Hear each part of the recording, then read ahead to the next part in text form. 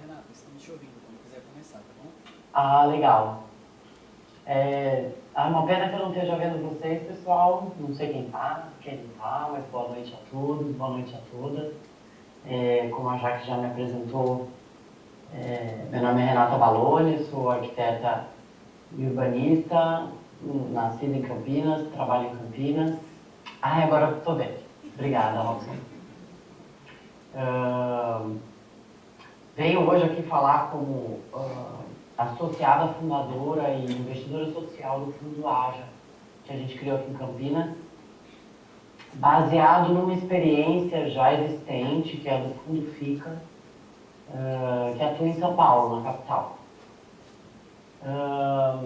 Eu gostaria de, primeiramente, pedir para o Robson se ele pode passar. A gente tem um vídeo que a gente fez, caseiro, mas é o nosso vídeo institucional, porque ele dá uma boa explicada no nosso fundo, né? No que significa o nosso fundo, e daí eu posso retornar. Tudo bem, Robson?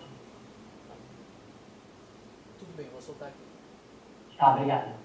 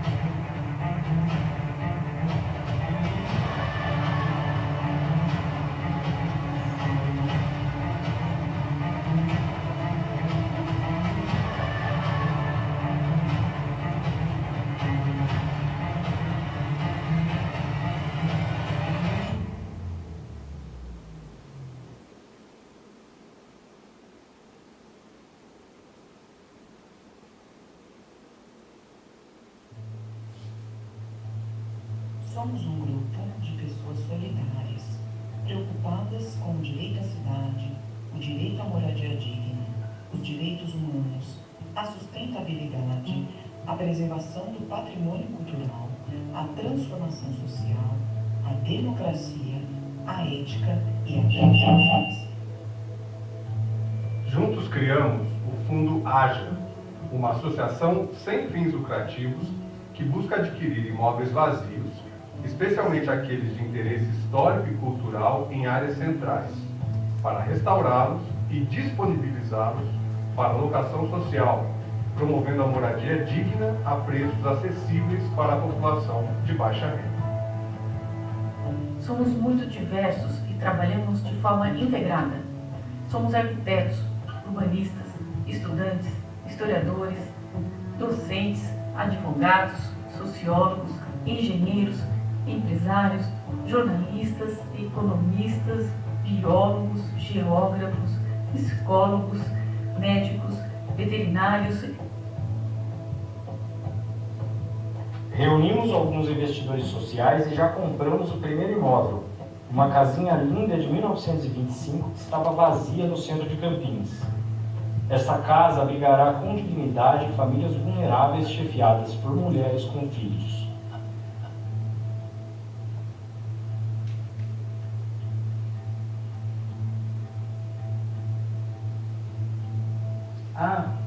A sustentabilidade ambiental também é importante.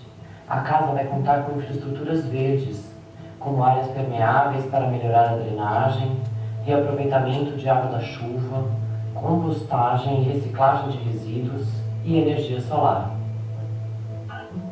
Gostou da ideia? Quer ajudar? Você pode doar para ajudar na reforma da casa e ajudar a recuperar o nosso patrimônio cultural.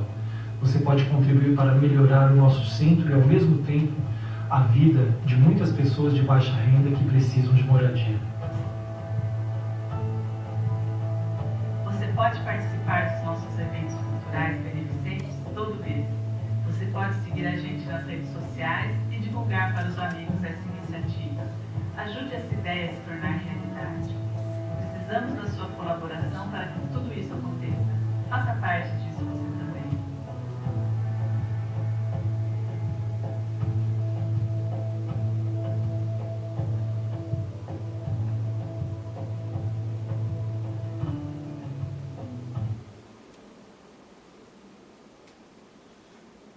Haja. Que haja. Agora, Juntos, com amor. Para que haja Oportunidade. Solidariedade. Para que haja. Moradia digna. Para que haja. inclusão social. Para que haja. um centro melhor. Preservação cultural. Para que haja. Direito à cidade. Venha para o Haja. Doe. Haja. Com amor.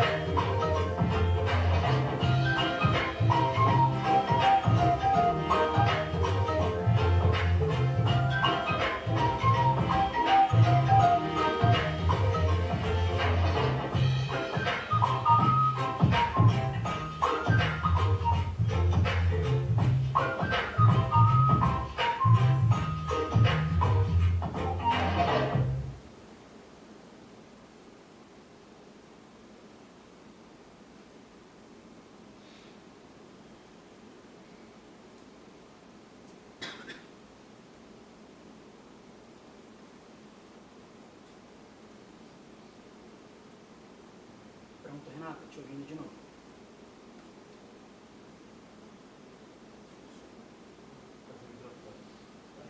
Seu microfone está mutado. Desculpa. Então, esse foi um vídeo que a gente fez, o primeiro vídeo que a gente fez para tentar explicar para as pessoas mais ou menos do que se tratava o fundo. Então, a gente partiu de uma pesquisa que foi desenvolvida na FUCAMP, aqui em Campinas, com o pessoal, eu acho que é da graduação mesmo, de arquitetura, com a professora Vanessa Belo, que é arquiteta urbanista, colega minha, da Jacques Conselheira, também do CAL. E eles fizeram esse levantamento do que existia nesse centro expandido. Eu posso compartilhar aqui minha tela para já ir seguindo um pouco aqui o que eu estou falando para vocês. A ideia foi o seguinte: fazer um levantamento do centro expandido. A partir disso, bom, primeiro foi feita essa análise, que é uma análise que vocês já encontraram ali alguma coisa no vídeo, né? Aqui a gente pode ver que até 2 salários mínimos é a grande maioria da população que vive ou em situação precária ou em coabitação, ou sofre um ônus excessivo, né, com aluguel. E aqui a população deficitária, né, o déficit habitacional geral. que a gente fez essa pesquisa. Essa pesquisa foi feita em 2021, ela é mais recente, mas essa pesquisa do centro da cidade, ela foi feita ainda, ela é anterior, então a gente tem mais dados ainda sobre isso hoje. São dados que nem a prefeitura tem tão precisos assim sobre habitação e sobre áreas ociosas, né? O que a gente já chegou à conclusão de que as famílias são a maioria chefiadas por mulheres e por isso a nossa ideia nessa primeira casa é atender mulheres, né? E aqui, isso aqui também faz parte, tá vendo? A gente tem a renda média domiciliar, o centro da cidade de Campinas expandido é isso daqui, né? A população de baixa renda vive nessa periferia, né? Em toda a área periférica de Campinas, e tem que se deslocar para esse centro habitado ou para a zona leste da cidade para trabalhar. O centro, ele tem uma área de alto poder aquisitivo em torno dele e aqui médio e baixo. Mas o centro está esvaziado na cidade de Campinas, como imagino que deva estar acontecendo a mesma coisa, e acredito que seja um fenômeno de todo o interior paulista, pelo menos, que é o que a gente tem mais acesso, assim, a resultados, né? Aqui a gente tem um pouco de imóveis que a gente levantou lá no centro, né? Andou até procurando, olhando e vendo para comprar. E essa questão desse esvaziamento, pelo menos na nossa cidade, eu, Renata, né, agora eu não falo pelo Aja, mas eu tenho essa ideia que também vários colegas compartilham, de que o poder público foi o primeiro a abandonar o centro. Então, aqui em Campinas, por exemplo, a gente não tem mais um correio, não tem um pompa-tempo. A prefeitura ainda fica no limite, né, do primeiro bairro nesse bairro que chama Cambuí, que ele é vizinho, né, do centro, o primeiro bairro habitacional de residencial, que agora já está virando misto. Então, a gente não tem o fórum, saiu do centro da cidade, a Câmara dos Deputados saiu do centro da cidade, ou seja, esse esvaziamento, ele iniciou-se com as atitudes do próprio poder público. Nessa área aqui que vocês veem, é a mancha do nosso centro expandido, tá? Aqui a gente tem a prefeitura. Nesse outro extremo, a gente tem o leito ferroviário e a estação ferroviária de Campinas, que que tem um valor de histórico, né? Um patrimônio super importante, onde várias atividades culturais são desenvolvidas ainda. Ao lado aqui está bem difícil de vocês verem, mas a gente tem o viaduto Cury, onde embaixo funciona o Camelôs, assim como uma área marginal a essa pista também. A nossa casa que a gente comprou agora, que eu vou explicar já como, ela fica localizada aqui. E esse é o mapa que foi criado pelos alunos da PUC. Vejam que essas marcas azuis, todas as manchas azuis, são estacionamentos. Vazios urbanos a gente tem alguns, e imóveis sem uso são esses cinzas escuros aqui, que tem muito imóvel grande. Tem outros pequenos aqui, residências muito familiares, que a gente não consegue ver.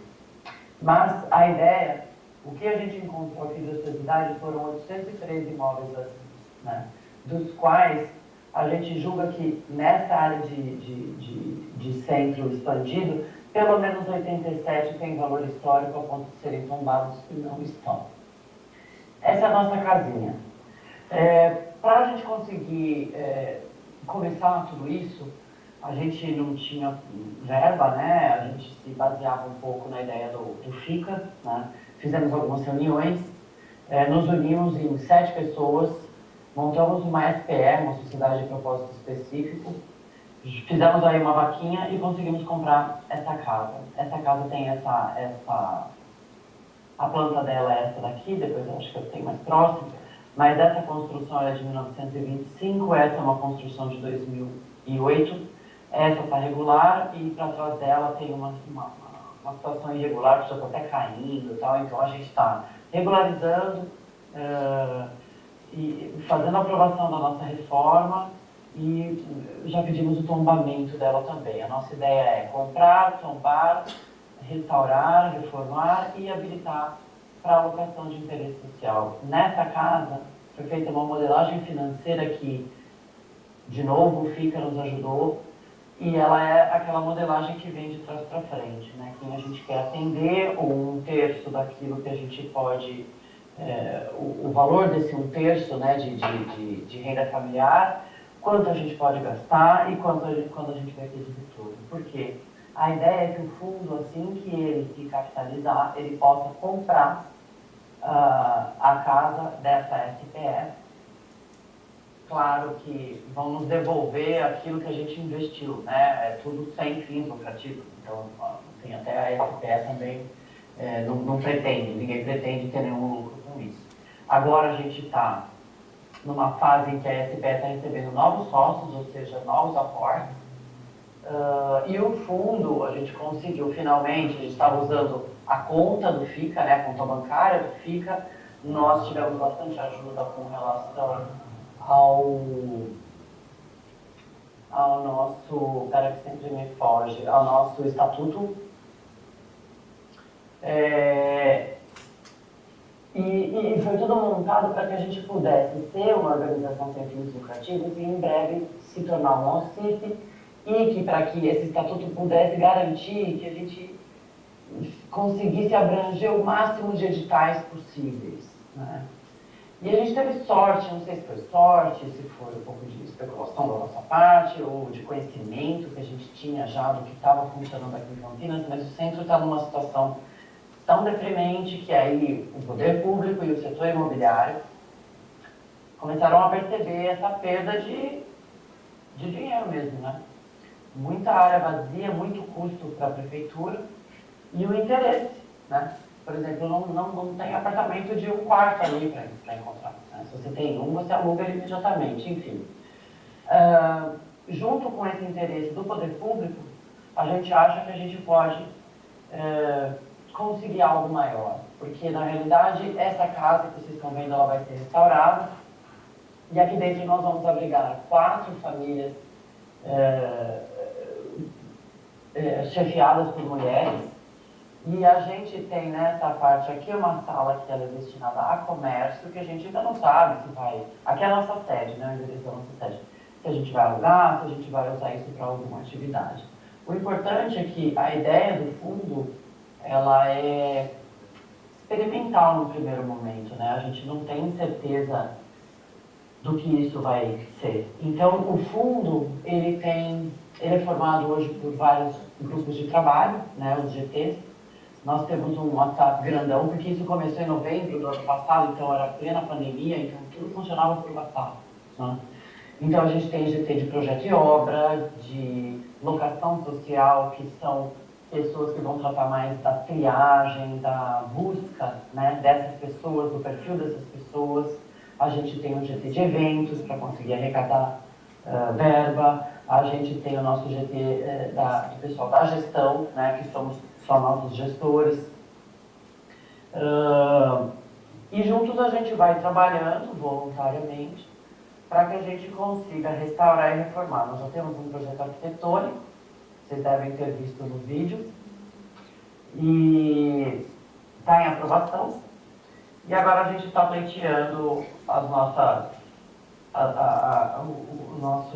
as doações ou qualquer outro investidor que possa porventura aparecer, né? E ontem mesmo a gente teve reunião, acredito que em alguns meses a gente possa começar com a demolição e com o tratamento dessa cadeia.